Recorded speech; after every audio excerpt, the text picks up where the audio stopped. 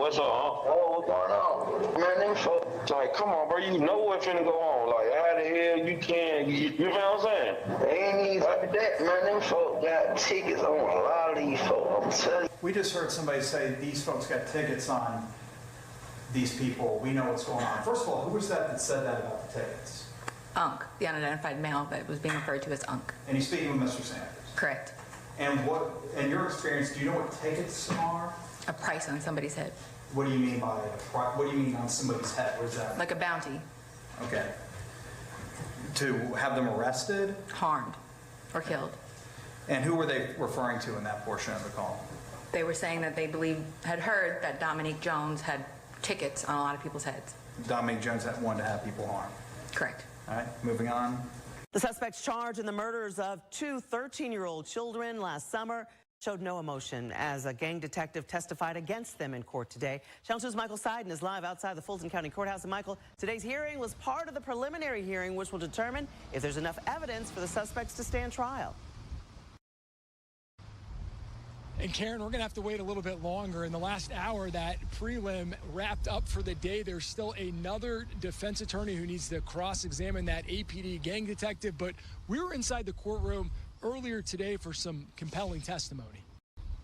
One by one, the suspects charged in the 2024 murders of 13-year-old Lamont Freeman and his friend 13-year-old Jacody Davis took their seats inside a Fulton County courtroom for day 3 of a preliminary hearing, which will determine if there's sufficient evidence for the men to stand trial. So I think that we are ready to begin. An APD detective who asked us not to show her face because she's involved in undercover investigations took the stand for more than 2 hours. She testified that investigators used social media posts and wiretaps to determine that the 7 defendants are members or associates of the Goodfellas criminal street gang.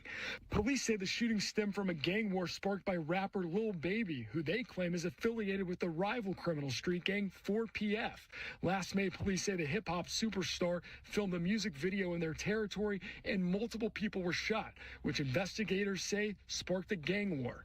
The attorney for Lil Baby called those claims complete and total nonsense and added that his client had absolutely nothing to do with those shootings.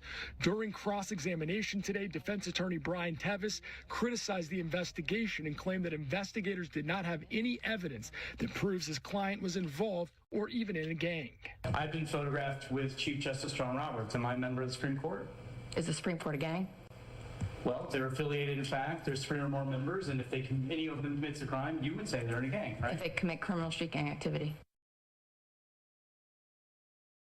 Yeah, that's some of the back and forth that we saw during cross-examination. Now, again, this is going to continue next Monday at 12:30, and at that point, the judge will decide if there's enough evidence for these suspects to stand trial. We're live in downtown Atlanta. Michael Seiden, Channel 2.